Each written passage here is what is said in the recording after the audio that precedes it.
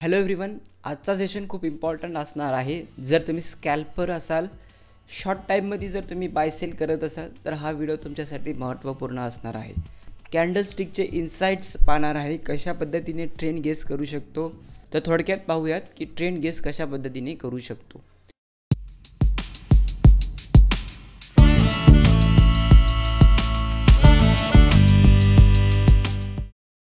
कॅन्डलस्टिक्स हा रोल खूप इम्पॉर्टंट आहे.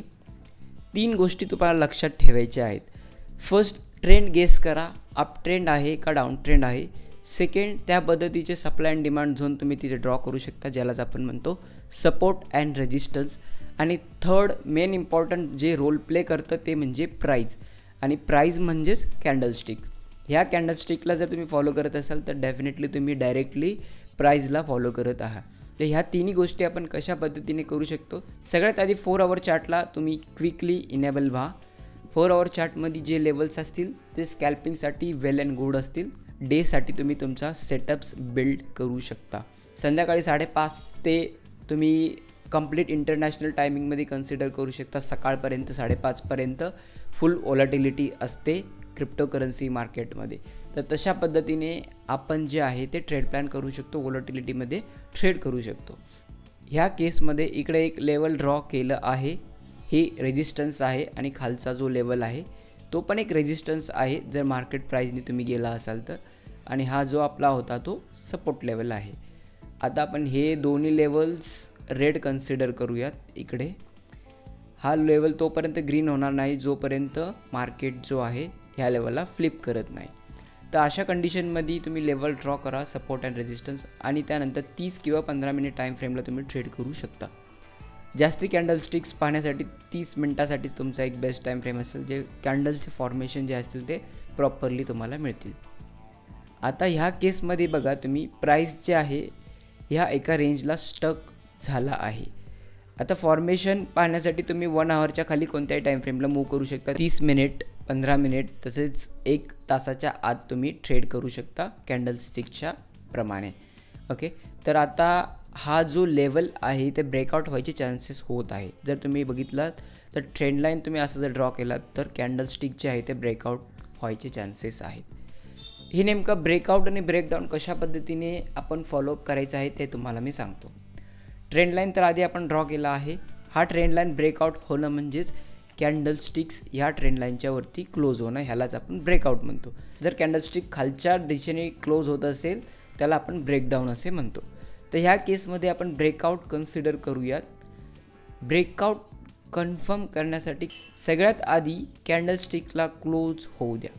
फॉर एक्झाम्पल, हा करंट जो कॅन्डलस्टिक आहे इकडे क्लोज होत आहे फॉर एक्झाम्पल, आणि नेक्स्ट कॅन्डलस्टिक परत क्विकली डाऊन व्हायचे चान्सेस असतात. त्यामुळे वेट करा कन्फर्मेशनसाठी. नेक्स्ट कॅन्डल पण ह्याला क्लोज होऊ द्या, म्हणजे जेणेकरून जे प्रिव्हियस क्लोज आहे ते कन्फर्म झालं असं आपण कन्सिडर करू शकतो.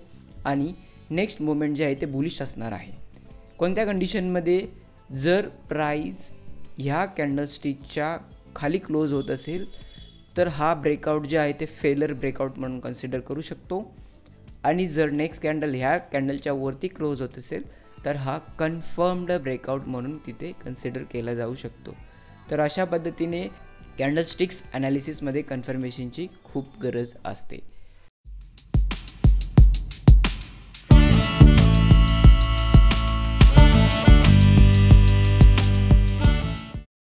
बिटमार्टवरती तुम्ही ट्रेड करू शकता. स्पॉट ट्रेडिंग, मार्जिन ट्रेडिंग, तसेच फ्युचर्स ट्रेडिंग तुमच्यासाठी अवेलेबल आहे.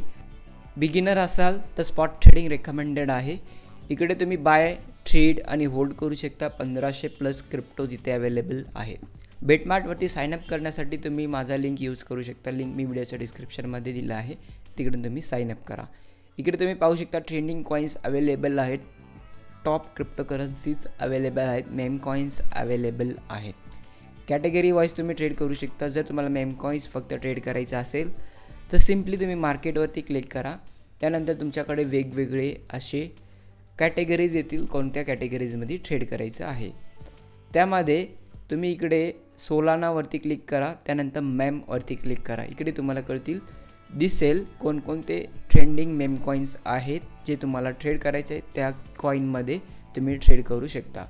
ज्या कॉईनमध्ये मार्केट कॅप कमी आहे आणि कॉईनचा जर चांगला फ्लो असेल तर त्या कॉईनमध्ये तुम्ही एंट्री करू शकता, स्मॉल अमाऊंटमध्ये ट्रेड करू शकता, इन्व्हेस्टमेंट करू शकता.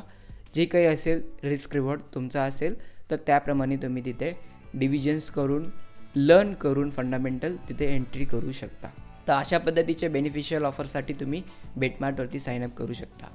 त्यासोबतच मी लास्ट एक कॅम्पेन पोस्ट केला होता, त्या कॅम्पेनचे रिवॉर्ड जे आहे ते डिस्ट्रीब्यूट झाले आहेत. कॅम्पेन 1 अशा पद्धतीने होता, टॉप 100 क्वालिफाईड युजर्सला $5 भेटणार होते, पण ह्यांनी $10 डिस्ट्रीब्यूट केले आहेत. तर बऱ्याच लोकांनी जॉईन केला आहे आणि त्यांना रिवॉर्ड पण डिस्ट्रीब्यूट केलं आहे. आता कॅम्पेन 2 पण लाईव्ह झाला आहे. कॅम्पेन 2साठी तुम्हाला साईनअप करावं लागेल माझ्या लिंक थ्रू. त्यानंतर KYC 2 कंप्लीट करा 7 एप्रिलच्या आत. त्यानंतर तुम्हाला $5चे एअरड्रॉप मिळतील.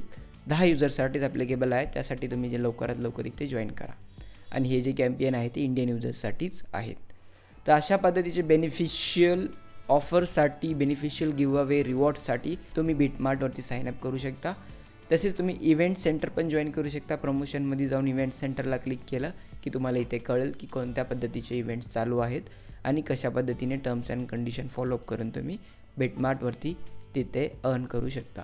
आता BTCमध्ये मार्केट प्राईसनी जर गेलं तर तुम्हाला ह्या कॅन्डलचा वेट करायचा आहे क्लोजिंगसाठी. नेक्स्ट कॅन्डल पण त्याच्यावरती क्लोज व्हायला पाहिजे. त्या प्राईसच्या वरती क्लोज झाला की तुम्ही ते एक बायचा ट्रेड घेऊ शकता.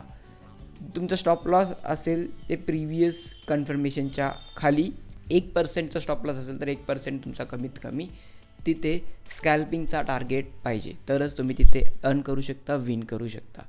त्यापेक्षा खाली असेल तर तुम्ही तिथे एंट्री करू नका. 1:1 मॅन्डेटरी आहे. 1:1 असेल तर तुम्ही वेल अँड गुड इथे ट्रेड करू शकता.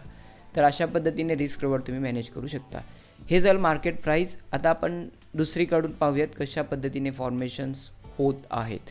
आता ह्या केसमध्ये पहा, प्राईस जे आहे ते लोअर लोज ऑलरेडी क्रिएट केला आहे. प्राईस लोअर लोज बनवत आहे ते आपल्याला ह्याच लेवलमध्ये कळालं आहे. फर्स्ट जे आहे ते ब्रेकडाऊन झाला आहे, इकडे तुम्ही पाहू शकता. त्यानंतर ब्रेकडाऊन नंतर सेम जे सायकल आहे, प्राईस मुवमेंट आहे ते इथे कंटिन्यू झाला आहे. हा वेव 1 होता आणि हा वेव 2. त्यानंतर तर आपल्याला कळालं आहे की प्राईस जे आहे ते लोअर लोज बनवत गेला आहे. लोअर लोज म्हणजे फर्स्ट लो जे आहे ते इकडे क्रिएट झाला आहे आणि सेकंड लो जे आहे ते इकडे क्रिएट झालं, यालाच आपण कन्सिडर करतो. तर ह्या केसमध्ये प्राईस मुवमेंट जे आहे ते लोअर लोज असल्यामुळे आपल्याला ट्रेंड वाईज ट्रेड ओपन करायचं आहे. इकडे तुम्ही पाहू शकता कॅन्डलस्टिक्स जसं ह्या लेवलला क्लोज झाला आहे आणि नेक्स्ट कॅन्डलच्या कन्फर्मेशन नंतर प्राईस मुवमेंट जे आहे ते डाऊन झालं आहे. तर अपसाठी पण तेच कंडिशन्स आहेत, डाऊनसाठी पण तेच कंडिशन आहेत. इथे तुम्ही पाहू शकता ब्रेकआउट झालं आहे. प्राईस मोमेंटम जे आहे ते इथे ब्रेकआउट झाला आहे. ब्रेकआउट कन्सिडर तेव्हाच होईल. आता फॉर एक्झाम्पल हा आपला ट्रेंड लाईन आहे आणि इथे ब्रेकआउट होत असेल तर नेक्स्ट कॅन्डल इथे क्लोजिंग व्हायला पाहिजे ह्या रेंजमध्ये. ह्या रेंजमध्ये क्लोजिंग होत असेल तर नेक्स्ट तुम्हाला जे मुवमेंट आहे ते अपवर्ड डायरेक्शनलाच मिळणार आहे.